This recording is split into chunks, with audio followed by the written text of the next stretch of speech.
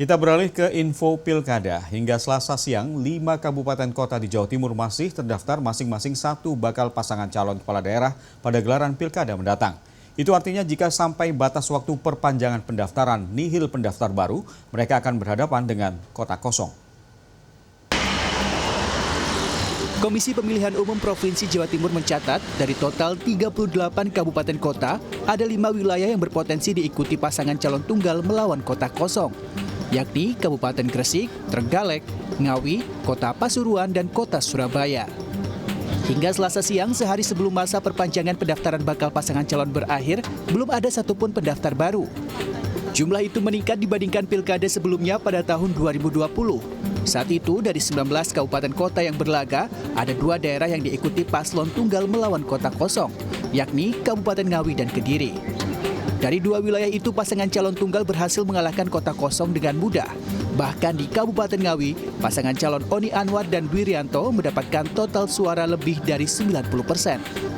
Komisioner KPU Jawa Timur Divisi Teknis Penyelenggaraan Hoirul Umam menyatakan, hingga saat ini di Jawa Timur belum pernah ada kontestan tunggal yang tumbang dari kota kosong. Kendati demikian, jika hasil penghitungan suara dimenangkan oleh kota kosong, nantinya akan ditunjuk seorang pejabat untuk mengisi kekosongan pimpinan daerah hingga dilakukan proses pemilihan ulang.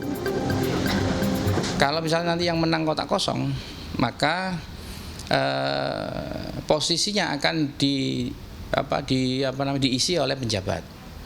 Nah, akan tetapi bagaimana mekanisme pemilihannya, apakah nanti dilaksanakan di periode berikutnya, karena keserentakan kita ini hanya diatur berdasarkan Undang-Undang 10 tahun 2016, diatur terakhir 2024. Nah, setelahnya belum diatur. Nah, apakah nanti akan dilaksanakan pemilihan mengikuti pemilihan di 2029, artinya 5 tahun itu diisi oleh penjabat, ataukah justru nanti ada upaya lain, misalnya dilakukan pemilihan di tahun berikutnya. Nah, ini kan kita masih nunggu ketentuan yang nanti dikeluarkan oleh KPU RI.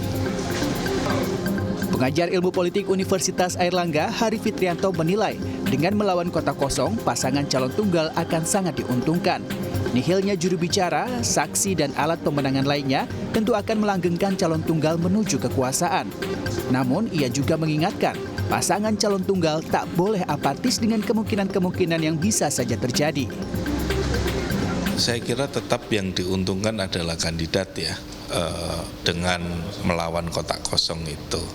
Meskipun banyak partai politik maupun kandidat politik tidak memiliki cukup pengalaman berhadapan dengan kotak kosong. Kotak kosong ini seperti ranjau darat yang tidak tahu kapan meletusnya dan ditanam di mana gitu. Tidak ada mitigasi. Berbeda dengan saat kontestasi melawan paslon lain, mitigasi politiknya bisa disesuaikan terkait dengan strategi pemenangan, mobilisasi massa, sampai memastikan pemilih itu hadir dan mencoblos itu.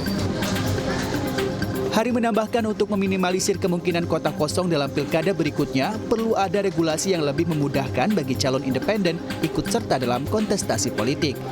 Di antaranya menurunkan syarat kuantitas dukungan, serta adanya materai pada setiap surat pernyataan dukungan yang tentu saja secara biaya sangat memberatkan bagi calon independen jika kuantitasnya dibutuhkan hingga puluhan atau bahkan ratusan ribu lembar.